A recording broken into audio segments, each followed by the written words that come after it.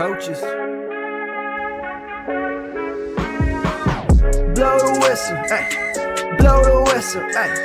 Blow the whistle, they can't hold a flame against you, ay.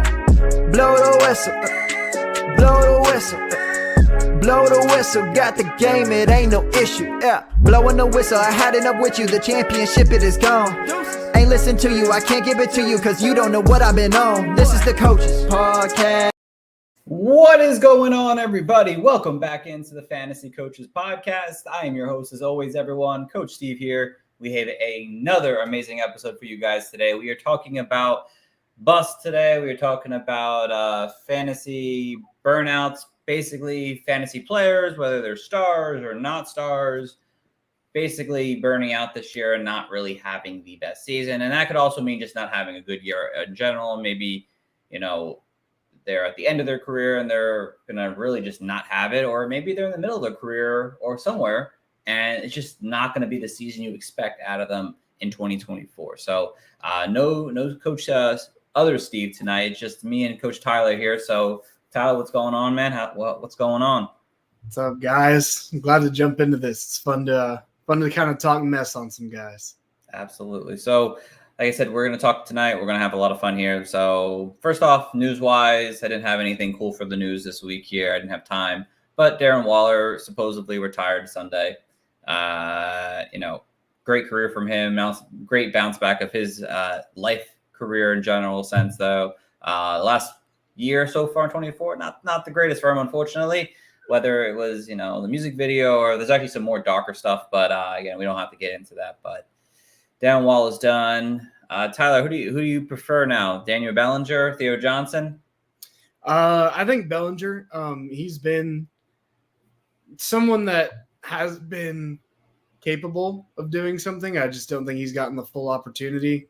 We'll obviously see Daniel Jones possibly in his contract year do something with the tight ends or any of the receivers. But Bellinger over Theo until I see something on an NFL field from Theo. That is fair. Yes, I agree with you. Daniel Bellinger is definitely going to take a nice jump up if you're playing Dynasty or maybe in tight end premium leagues for redraft. He might sneak in at the end of your drafts now, maybe potentially. His rookie season, it was promising. He had a couple games there, 8-9 fantasy points. He got banged up though in that season. He had like an eye injury, if I'm not mistaken, that year. And then Darren Waller came to town. So it didn't really help him. Offense was obviously not been that good the last few seasons. But Daniel Bellinger is definitely someone in Dynasty that probably could start selling high probably now, to be honest. I like him, but you don't know what this offense is going to be there in New York there. And it is kind of a nervous wreck to want many players on this New York Giants offense. So besides that, can't think of anything else news-wise that had happened over the weekend since we were on. Something probably happened. I can't think of anything else. Nothing worth obviously mentioning at this point. So, good for them. Oh, Chosen Anderson is in the practice squad for the Seattle. We had a Mercedes Lewis signed for his 19th season. Yeah, Mercedes Lewis, the 40-some-year-old tight end back with the Bears. Yeah, fun stuff, guys. But yeah. News-wise, nothing too crazy. Obviously, mandatory mini camps are starting to come up in this next week or here or so, or mandatory OTAs, whatever they're called. So that's going to be fun. You're going to hear a lot of fun things about some players at camp here. Something you should really keep your eye on. I always make sure I read anything involving any kind of camps. Don't take it to heart, but something just to mention. I know last year Kerryon Williams was mentioned as a potential very big passing downs back, and I took that to heart to some extent. And in PPR leagues, I made sure late drafts, I would make sure I would get him on my team. Turned out great for me, obviously. So listen to some of these camp reports, listen to what they're saying about some of these players, and put that into your redraft drafts coming up in the next month and a half. So, but we're going to get into some burnouts now. So again, Coach Steve could not be here, the other Coach Steve, but I wanted to mention his players here as well. First one up, but this was Coach Steve's, DeAndre Hopkins, ADP 37, wide receiver overall. He's in his 30s, obviously, as we all know at this point. Last season, a very strong season for a guy who was in his 30s, 135 targets, over 1,000 yards, 7 touchdowns in a very poor Titans offense here. Tyler, is there anything you want to mention about this? Do you agree with this? Do you believe there's a burnout coming for DeAndre Hopkins this season? We know that Tennessee has, Calvin Ridley. They have a different run game. They have a new offensive scheme that's supposedly pass heavy. But do you see this potentially being the end of DeAndre Hopkins this year? Yeah, he's sort of just getting to that age where eventually he's got to die out, kind of how we view guys like Adam Thielen before, he put up 1,000 yards last year too. Also want to point out that this is a Photoshop of a Texans jersey from D-Hop's time there. Love seeing that. The Oilers jerseys belong in Houston. But yeah, Hopkins is just kind of getting up there in age, and the addition of Calvin Ridley, obviously he couldn't hang on to a ball in the end zone last year, but he was still a very viable receiver coming off of, 2 years of not being on an NFL field. And I think that can only improve, really, even though he's starting to get up in that age 29-ish area. But I don't know what to think of this Titans offense. Obviously, when we look at coordinators and stuff, we want to say that it's going to be pass heavy just from what their past has been and the fact that they have Will Levis and want to use him. But we're seeing guys like Treylon Burks end up as special team gunners on punt team to make the team, right? Like, even if they want to throw the ball a ton, there's not a ton of people that they could throw the ball to. And they have two fairly decent running backs in that backfield now. Like, it's not just all on Derrick Henry's shoulders. They can play off of Pollard and they can play off of Tajay Spears. So, I just DeAndre Hopkins, he's getting to that point where he's not a guy I want to hold on to because I just don't know when that clock is going to strike midnight and his career is going to finally be over, And so obviously we see 1,000 yards from him last year. There's a lot of different things going on in Tennessee, but I don't want to take really any chances in any of that offense, especially if I'm taking a chance on like a 31, 32-year-old wide receiver.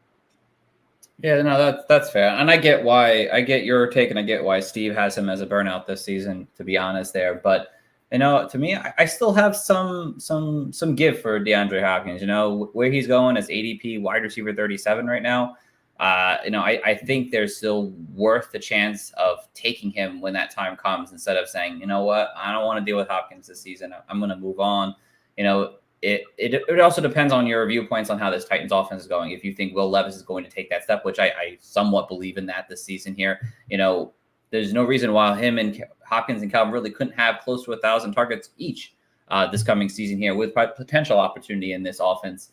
I mean, Hopkins is that type of player that he stayed healthy this past season, which was great. He's dealt with some injuries the last few years. Again, that could always come up with the players over the 32 or 30-year-old age there. But, and he reminds me of a potential Larry Fitzgerald, where Larry had some really solid games and seasons in his mid-30s, and I think DeAndre Hopkins, the way he plays the game, can absolutely do that, and it will take the pressure off him. Obviously, having Calvin Ridley on the field, which will be a big benefactor here.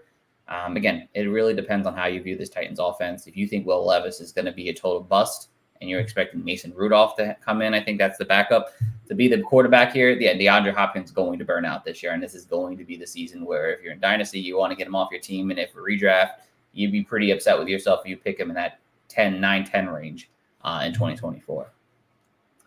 All right. Again, similar, like I said, he's got players like he's got Calvin Ridley going up above him, Hollywood Brown, Deontay Johnson, Rishi Rice. Like, for the most part, besides Hollywood Brown, I probably would want Hopkins person. I would want Ridley. I'd rather have Deontay, and I'd rather have Rice probably over Hopkins. But again, I still don't believe he's going to burn out this year. So, all right, over to the next player, and this is Steve again. We had him go first. I figured to get his players out of the way so we could talk about our players a little bit longer here. His second player as a burnout this season is James Cook, running back for the Buffalo Bills. Obviously, last season played 17 games, 132 carries, 1,100 rushing yards, 55 targets, caught 44 of them for 462 yards, and had 6 total touchdowns last season here. So Tyler, do you believe that James Cook could burn out this year? going into a season where the offense is very unknown? See, I think this is one that I'll kind of be contrarian on. And I think that James Cook could actually be elevated just because the receiving game from this team is, well, it's not gone, but what it's been over the past couple of years is gone, right? Stephon Diggs is in Houston. Gabe Davis is in Jacksonville, which we'll hit on him a little bit later. But now we've got, I mean, obviously you have Josh Allen, who, especially for fantasy purposes, is going to figure it out and is most likely going to still be a top 3 quarterback this season. But you look at the depth chart and your, say, top 5 receivers, Khalil Shakir, Keon Coleman, Curtis Samuel, Marquez Valdez-Scantling, KJ Hamler, and then a bunch of guys behind them. Like, obviously they have Dalton Kincaid and they have Dawson Knox, so they can play a little bit more within those tight ends. But I don't think this is going to be the same Bills offense that we've seen just because they don't have the elite weapons that they've had in the receiving game. And I think that losing that is going to force them to have to make that up somewhere. And I think that James Cook is going to be able to take on that load and become a little bit more of a workhorse than he's had to be. You know, he have Ray Davis behind him. You got Frank Gore Jr., who, just for namesake, I'm really hoping is a fantastic running back, just like his dad. Mm-hmm. But there's not a ton of competition for touches behind James Cook that would intimidate me. You know, we see 55 targets there, so he's at least somewhat trusted in the passing game. We're seeing over 1,500 yards. This is a guy that, honestly, the more I talk about him, the more I kind of talk myself into buying him, just because obviously Josh Allen is going to run for a couple touchdowns and score his 30 points a game or whatever it is. But there's just not a whole lot on this offense that is solidified, and there's definitely not a lot on this offense that I would trust outside of those guys that have proven it. And James Cook is one of those guys who he's not going to be the RB1 overall, but you're getting a, you know, at worst, low-end RB1, high-end RB2 at running back 14. So you're getting him about where he should be priced if we're just taking it straight value. But I don't think James Cook is going to be a burnout at all. I think he's going to have to take on more of a workload, and that volume, even if it digs a little bit into efficiency, you know, you give him 75 more touches total, he's going to add a couple more yards to those numbers. Hopefully another touchdown or two to it. Yeah, you know, it's potential, absolutely. You know, I'm pretty torn on James Cook when it comes to him this season here because, you know, this past year, you know, he played very well, obviously. You know, he was an RB1 this past season here. So, you know, this was his breakout season in fantasy. You know, do you really believe that a 25-year-old Ray Davis or Frank Gore Jr. is really going to eat into a major workload of Cook's snaps to rookies? You know, it's hard to imagine that. You know, you Cooks has to be the main guy here, and he obviously has to be the passing downs running back for this team here. And my only concern is that he was so up and down last season. Like, you know, they talked about all the offensive coordinator change that, you know, that really propelled him. And yeah, it definitely did. He went like 5 straight games with over 10 fantasy points. Those 2 games where he like combined for like 55 fantasy points. But then he went on the 3-game stretch at the end of the season and combined for 17 fantasy points. What it really comes down to is how they use him in the passing game. And if they're struggling to find their weapons down the field, I mean, you have to use James Cook as a weapon in the passing game. In games where he, you know, had 12 plus fantasy points, he had about 40 receiving yards in those games. He was used as a pass catcher. So if the Bills can use him in that extent, James Cook won't fall into this burnout phase that Coach Steve, you know, is talking about, to be honest. So I'm not saying he's a burnout either. I think there's still potential for him to have his best season yet. But yeah, I mean, his ADP is RB14. You know, I'm pretty fine with that. I think that's, you know, you're looking at like that 3rd, 4th round range for James Cook. You know, I think I've heard people like talk about him as a late round 2 pick. Probably wouldn't do that. I mean, you know, I think you could consider him over basically everyone on this list. You know, he's below Rachaad White and Isaiah Pacheco. And I think you could really make an argument James Cook should be above those guys Joe Mixon and Ken Walker, they have their own question marks, but I think Cook has the backfield to himself, which is a very important thing that some of these running backs don't have. So that could be very interesting overall for Cook. So let's see. Doomsday said, I think he'll get all the dump action from Allen. Yeah, that's a great way to put it for James Cook. I think a lot of that passing volume will be on those dump offs. And when Josh Allen looks downfield and sees nobody open, they're not going to allow him to take off every time. You're going to find out underneath James Cook and allow him to do what he does best. So don't like him as a burnout, but Coach Steve believes it. Maybe next episode we'll have to ask him why he believed both these guys were burnout. So we get a take on that. So, all right, let's get over to our next guy here. And this is going over to me. And for me, it's Kyler Murray. QB 10 last season. He played 8 games. Obviously, he was injured the first half of the season. 1,700 passing yards, 244 rushing yards on the ground, 13 touchdowns, 7 interceptions. Now, 2 months ago, Kyler Murray was pretty much gone for dead, it felt like, at quarterback. No one really wanted him in Dynasty. I don't think anyone was really talking about him for this upcoming season. And now Marvin Harrison's there now. And then it seems to really have changed everyone's mindset on Kyler Murray this past year.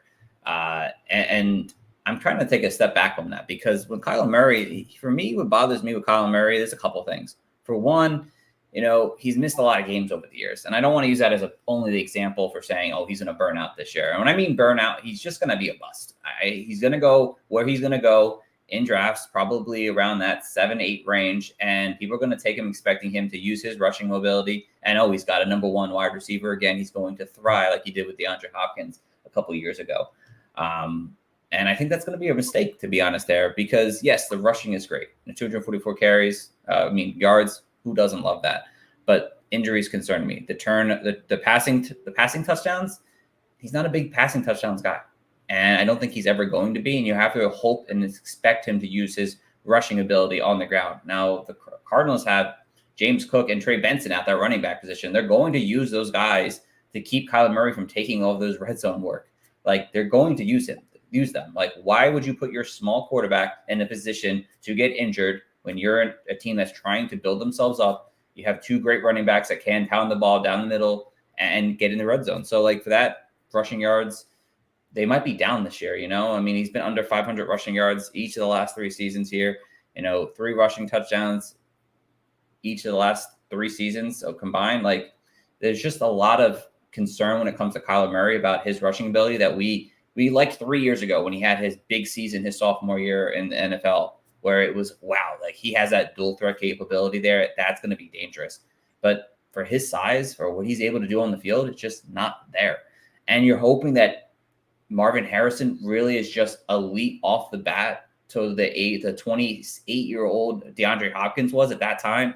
It might not get to that level. I love Marvin Harrison Jr., but he might not be prime DeAndre Hopkins at that time, unfortunately. I just don't think he's going to be. He's going to be a great wide receiver. He's going to be close to 1,000 yards, but I don't think he's going to be what DeAndre Hopkins was a couple of years ago when Kyler Murray had a really good season here. And, late season stretch, Kyler Murray down the stretch, 33 games in that November, December range, he's got 45 touchdowns. That's almost a touchdown and a quarter a game. He's not really rushing or throwing for many touchdowns late in the season here. That whole thing with Cod and how he plays and he just falls the ball. I don't really buy that, but like, there's something that's going on in his game late season. He just doesn't perform very well. And again, the weapons overall, they're worse than his elite 2020 season. So for me, Kyler Murray, I think is going to be a bust this year, or you want to say a burnout. Sal, you have any opinion on Kyler Murray? Yeah, kind of like you talked about his ADP, where he was going sort of pre-Marvin Harrison being official, but Marvin Harrison being all but official pre-draft. I loved his spot. He was falling down into that, mid QB2 range. And that's a spot that I love to take a shot on him, going through in underdog drafts or in any redrafts that you might be going early, or if you're paying that price in Dynasty. And I really do. I am someone that has bought into, the weapons in Arizona. Big fan of Marvin Harrison. Trey McBride finally had his emergence. You've got James Conner in a contract year, so I'm guessing he's going to be running through everyone that he can. And if not, you've got the behemoth that is Trey Benson right behind him, who's just sitting in the wings waiting. Michael Wilson is just a fantasy darling that people really want to be something. So he's got guys around him, unlike the past couple years. But to your point, he has dealt with a lot of injuries. 8 games last year, 11 games the year before, 14 in 2021. So the past 3 years, we've seen him not complete seasons. And especially for the back end of the year, you want him to complete seasons. I will say, I did see the new Call of Duty trailer today, and this guy is going to have a terrible fantasy playoffs because that game looks fantastic. Yes, it does. But I totally understand what you're saying. Definitely the price hike is what would make me shy away from Kyler Murray and see him sort of as the burnout. Putting injuries aside, because obviously those can factor in, and obviously him being of smaller stature and being a mobile quarterback, they can play in more often like we've seen the past couple of years. But if we're just looking at it straight up, I don't love the price of QB10 because I don't think that he's going to be able to reach QB10. His first couple of years we had QB6 and QB3, which that was running on full display. He had his great weapons around him. And then once he starts to miss games, he played 14 games in 2021, and that was a QB10 year. And then, obviously 11 games and 8 games, you're not going to get anywhere near that. But he's just at the price that he's going right now. He's someone that I wish that you're going to wish that you might have bought into earlier when you could get him kind of dirt cheap before the draft. But with the hype behind Marvin Harrison and everyone around him, I just hate this QB10 spot, especially going to, the next slide where we look at ADP. Yeah.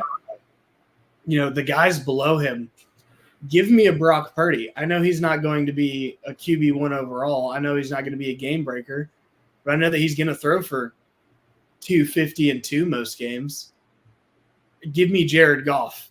Give me all Jared Goff. If Jameson Williams is everything that the coaches say he is, they're going to have a deep ball. You got Amon-Ra St. Brown. You've got the two-headed monster in the backfield. You got Sam Laporta.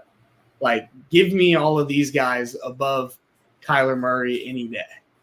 Yeah. Yeah, and another fun stat about Kyler Murray that he averages less than 2 touchdowns a game against his division opponents, and 30 in 22 career games.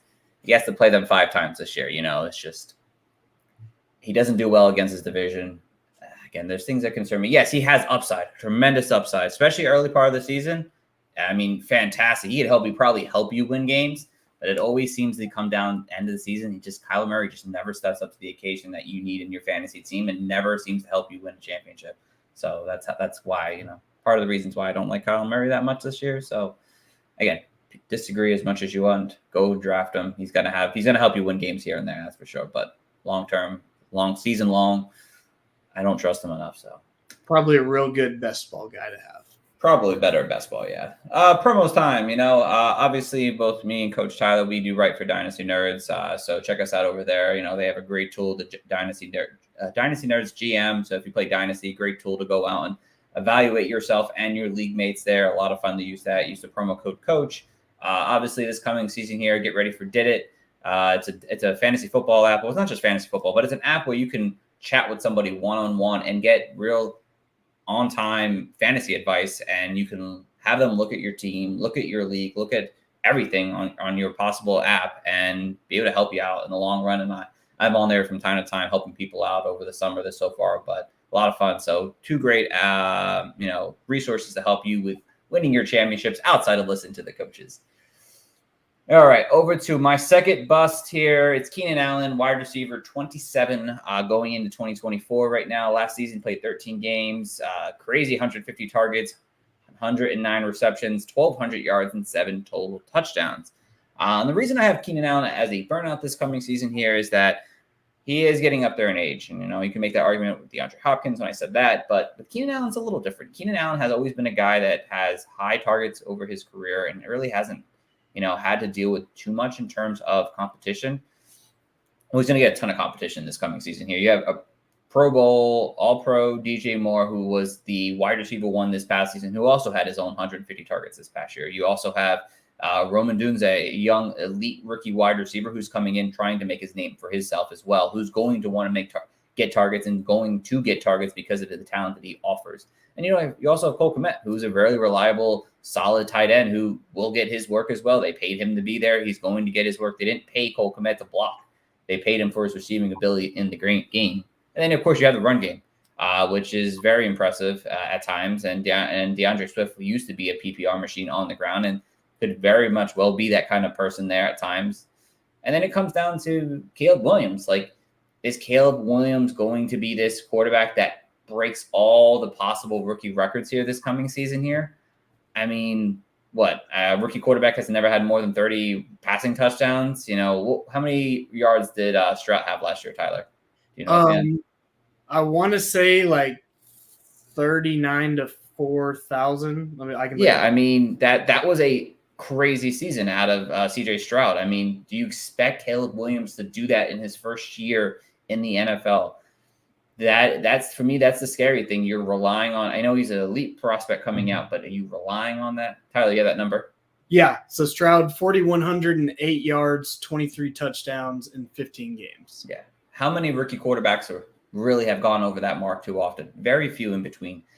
So Caleb Williams will have to be an elite prospect. I mean, we've talked about the number one overall picks the last few seasons here with the Trevor Lawrences and other quarterbacks who were like generational talents who didn't do that, who didn't have that. Yes, the talent might not be there for some of those other guys, and Caleb Williams has a ton of talent around him here, but he's still a rookie. And there's going to be rookie moments for him this coming season where he doesn't play as well, and these guys suffer, and they all can't get 150 targets from him this year. There's way too many mouths to feed in this offense. Keenan Allen is coming over from beautiful weather that he's dealt with his entire career in sunny San Diego, and then a dome in Los Angeles the last few seasons here now. And now he's going to have to play in the cold weather for half a season here in Chicago.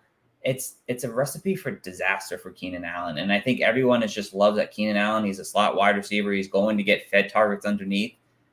But is he really going to get fed targets? You have a lot of good wide receivers on this team. Why would Keenan Allen be the only guy that gets the high target volume? For me, it's concerning. It's concerning that you're putting a lot of faith in a 32-year-old wide receiver who was injured this past season, who has been pretty healthy for a while, but has had a career of injuries in the early part of his career, and now he's getting a little bit older. Those injuries could kind of rack up, especially when you're playing in cold weather. Those kind of things don't settle well for a wide receiver here, and I think you're taking him at wide receiver 27. I mean, for me, that's concerning. I mean, you're looking at the players around him. Like, I trust Amari Cooper as a wide receiver one. Zay Flowers, I expect him to kind of take a step up this season. He didn't play terrible last year, but I do expect him to take a step up. George Pickens, I'd rather have George Pickens as the only real pass catching option for the Steelers. And T. Higgins, as long as he plays this season, I mean, he should be in line for a really good year. He's a really elite, talented wide receiver. So for me, Keenan Allen kind of falls apart in terms of wanting to take him. And I think this could be the year where he falls apart a little bit, where he maybe finishes with 700, 800 yards and doesn't have that elite season anymore, Adam. So I think I have him as a kind of a burnout. So Tyler, how do you feel about Keenan Allen? Yeah, I definitely understand it. Definitely get the point of view, especially from the competition side, just definitely a lot more than he had to deal with in, San Diego, Los Angeles. Yeah. And, you are trusting a rookie quarterback with an older wide receiver, which obviously you want someone with his veteran presence who's played with, great quarterbacks, Phillip Rivers, Justin Herbert, if you want to call him great yet, good talent. But, I really think that Keenan Allen's there. He might give us a year of wide receiver 2 production, but I think he's going to be there more to mentor Rome Odunze and make sure that he becomes the next Keenan Allen. But just looking at Keenan Allen, I mean, I was honestly shocked looking at these numbers. He's kind of been on and off of injuries over the past few years. But these numbers in 13 games is just crazy to me. 150 targets, 1,200 yards. And I think that this is really kind of the highest ceiling that he could have numbers-wise. for this season in a full 17-game slate if he can play all 17 games. But that's him coming out and being the wide receiver one of this team from day one. But yeah, there's just so much competition there for targets, even just in that receiver room, not factoring in a Cole Kmet or not factoring in DeAndre Swift returning to just being a great PPR guy. Or maybe Roshan Johnson or Khalil Herbert pop out and show some pass catching ability and begin to take over that way. Like there's just so many mouths to feed. And whether you believe that Caleb Williams is truly a generational quarterback prospect or not, like Coach Steve just talked about with CJ Stroud, right? CJ Stroud was just heralded as having, a top 3 rookie quarterback season of all time. And he had 4,100 passing yards and, obviously missed a couple games. The number should be a little bit higher. But, is Caleb Williams going to go out and throw for 4,100 passing yards and 20-something touchdowns straight off the jump? He might. Underdog and Prize Picks and all the books are looking like they want you to believe that he is.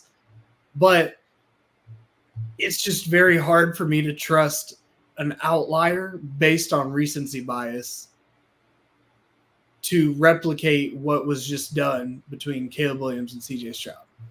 And Caleb Williams, if he goes out and has a fantastic rookie year, it's still going to be very hard for him to make even 2 ultra productive wide receivers, right? He's going to have the greatest rookie season of all time to have Keenan Allen and DJ Moore be where they have been in the past. Yeah. And I think that we see the price dip right here with wide receiver 27.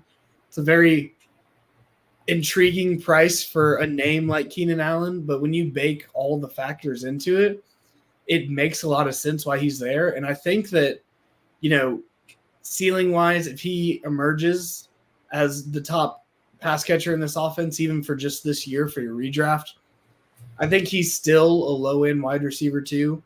Just looking at, rookie quarterback, looking at the offensive line isn't all that great. So he's going to have to do some theatrics back there. And I think that Allen might be able to benefit a little bit off of that. But everything would have to fall right for Keenan Allen to be who we imagine Keenan Allen is from his time with the Chargers. And so he's a guy that I could definitely see, like even just taking his ADP and looking at it as wide receiver 27. That's already kind of a burnout from where if Keenan Allen had stayed in Los Angeles, what it would be. That's round 4. That's late round 4, early round 5. I just don't see. I can't take Keenan Allen that high. Without the risk that he packs in there. So, all right, let's move over to Coach Tyler's. Your very first bust here. Here we go. Let's see who is it. It's Nick Chubb, everyone. Nick Chubb, running back for the Cleveland Browns. Last season, it was RB. Well, he's ADP RB 36 this year. He only played 2 games, unfortunately, 170 yards. Caught all 4 of his passes for 21 yards. Obviously, he's coming off that nasty leg injury here. But Coach Tyler doesn't believe that there's a bounce back for Nick Chubb and that this was the last elite season in 2022 for him. Maybe. Yeah. Looking at Nick Chubb, a lot of this take is based on that injury. It was up there with the, Kevin Ware at Louisville. If you, you remember very vividly. I remember watching this live. Like I remember watching the replays of the Kevin Ware injury when I was in like middle school and high school when it happened. This was just gruesome. And it wasn't one of those that looked really bad but ended up being nothing, right? He's had 2 surgeries. He had 2 surgeries during the season, kind of spaced out a couple months. And it was to fix his ACL, his MCL, his meniscus, and his medial capsule, which taking that on its own at age 28, coming back from that injury is hard enough, right? Even if you are Nick Chubb. But then, being a college guy, I like to look back. And if you remember back in Nick Chubb's history, or they even talked about it right after he went through all this, back when Nick Chubb was in college, he had another gruesome knee injury to this exact same knee, right? For his MCL, his PCL, his LCL, and dislocated the knee. And you can look back at that. In that next year, he came back and rushed for over 1,100 yards and was perfectly fine, right? But he was 20 years old. He's 19, 20 years old. 28-year-old Nick Chubb is not going to do that. At least I don't believe he is going to. And it's something that I hate to say because Nick Chubb is such a fun running back to watch in the game. Really plays old school style of ball. Really great for Cleveland and what they do. But just the injuries scare me off. And, you know, it's not like he had like a Jalen Warren waiting in the wings to come take over. But Jerome Ford was a serviceable back. You know, he had over 1,100 total yards last year. And that's a pretty good year. You know, 800 of those coming on the ground, 300 through the air, you know, just rounding around there. But even behind Jerome Ford, I mean, I know it's still early in the offseason, but they've still got like 7 other running backs on that roster. Deontay Foreman's there too now.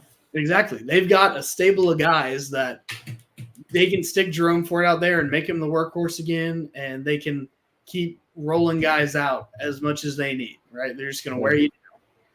But I think that just all the signs are pointing towards Nick Chubb being on that back end of his career and suffering one of the more gruesome football injuries that we've seen over the past couple of years. Like, it's just not looking good for him in my eyes.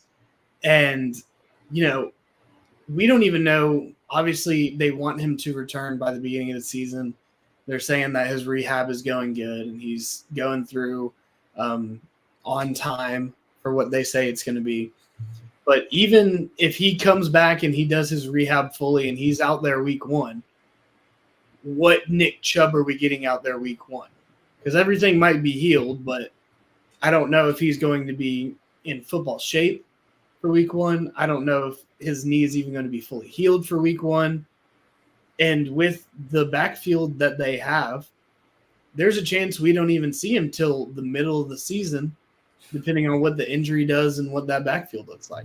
They're not going to rush him out there. They might. Not rush him out there. They might rush him out there. Who knows? If they rush him out there, then he's really done for. But maybe. Go ahead. No, I was just gonna say it's just all signs are pointing down towards Nick Chubb, and I really hate to see that happen. Especially, I hate for that to be kind of, in my mind, the beginning of the end of his career. But there's just not a lot of things that could go right that would push him up to what he's supposed to be in our eyes.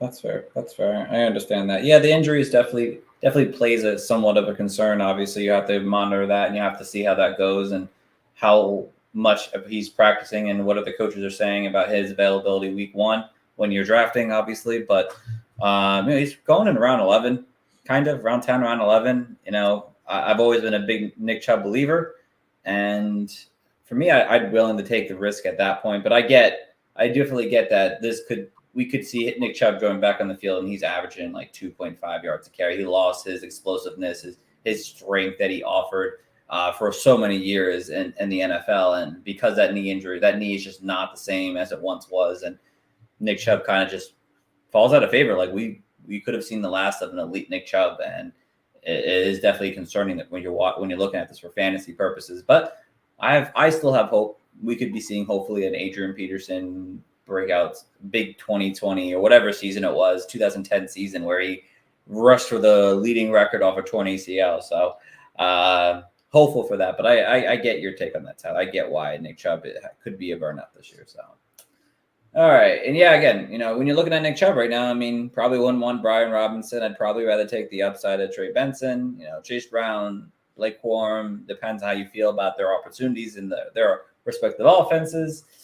You never know, but you could end up taking all 4 of these guys over Nick Chubb because of the uncertainty with his knee issue. So, all right, so let's get over to the last one here, Tyler. Your last burnout, Evan Ingram, tight end 8 on the board right now. Last season, amazing elite season, 143 targets, 114 receptions. I did not know that. I had to double check my stats to make sure that was right, for 963 yards and 4 touchdowns. So, Coach Tyler, why is Evan Ingram a burnout to you? Yeah, so Evan Ingram coming off of an elite season, right? No one would have projected this. I definitely would have, or definitely would not have. But, his time in Jacksonville, finally got out of New York, finally got healthy, and finally started playing with a viable, decent team in Jacksonville. And it showed, right? So we have the elite numbers from last year and even the year before that. 73 receptions on 98 targets, 766 yards, and 4 touchdowns. Still a tight end 1 season. And so, he's started to garner the attention of some fantasy players that, they aren't going to, especially in redraft, expend the capital on a Travis Kelce or now a Sam Laporta or a Mark Andrews. And so they take him at this tight end 8 area and expect him to hit that, top 5 range because that's what he's done the past couple of years. But when you look at, you look at camp and you look at what the coaches are saying and you look at what Jacksonville did through the draft, it looks like Jacksonville wants to air it out. Like, it looks like they want to go vertical and go down the field. And I don't think that his, 8.5 yards per catch on 114 receptions is going to hold up over that time. Right. And obviously Jacksonville had Calvin Ridley, didn't score the touchdowns that everyone wanted him to, but they didn't have a ton outside of that. Christian Kirk was battling injuries.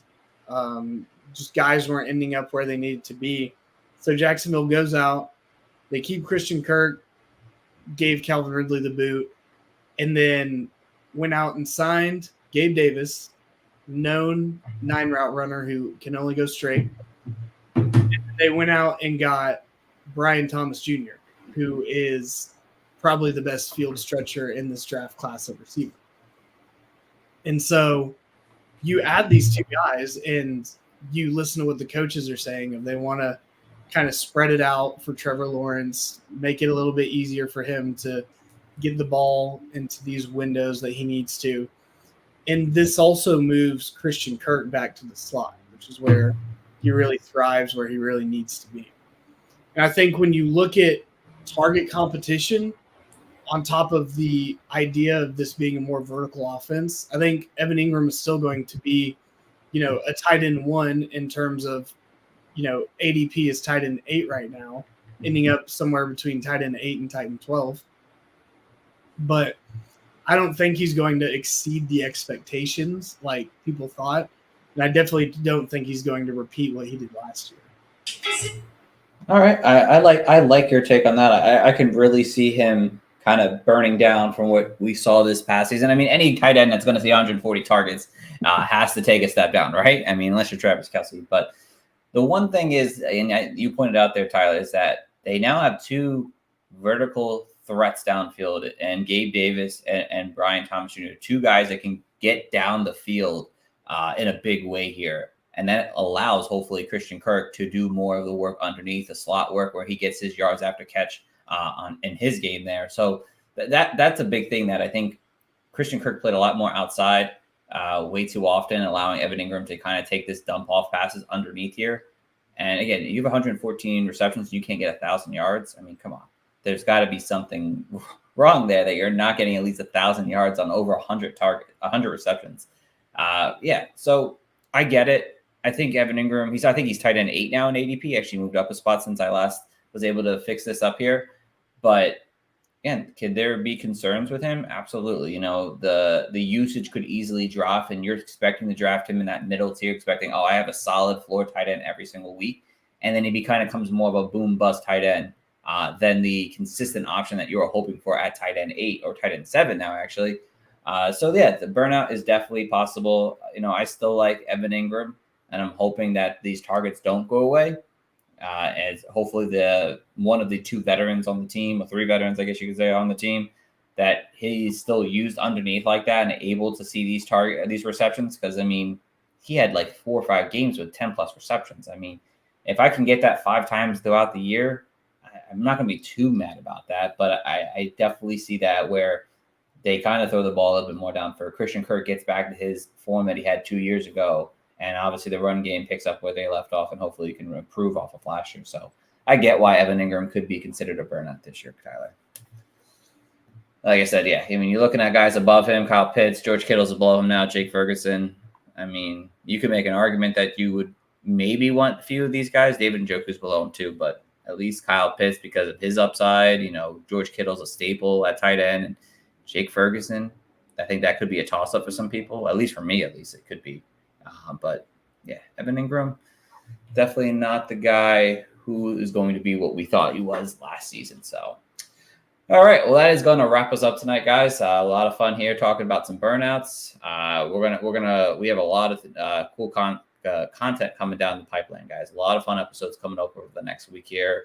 A lot of cool things that you should definitely want to turn back into, whether it's you're listening live on our YouTube channel at the Fantasy Coaches, or if you're listening after a Spotify, Apple podcast, we appreciate it. Just continue to listen. We're going to have a lot of information for you guys this next month and a half here to help you guys get ready for your draft, so that when you're there, you can easily know what players you want to have, and you know that the coaches helped you out the best of their ability. So, Coach Tyler, anything you want to say before we get going? Yeah, like we talked about during the promos, go check out Dynasty Nerds. If you're playing all your fantasy football in Sleeper, which you really should be, the Dynasty Nerds GM Mini is up there, so you can go straight through the app and see it has all your teams loaded in, all the values and everything there, and even your inbox. So you can see how trades are valued out by all of our nerds rankings. But yeah, go check out Dynasty Nerds. Got a lot of good content coming out there as well. And thank y'all for tuning in. Absolutely, guys. So thank you all for listening. Tune in until next week. We'll be back next Monday with another special guest, and of course, Coach D will also be back. So thanks you all for listening. Tune in until next time, everyone, and have a good one. Back to back is not far-fetched. We got a couple of Clark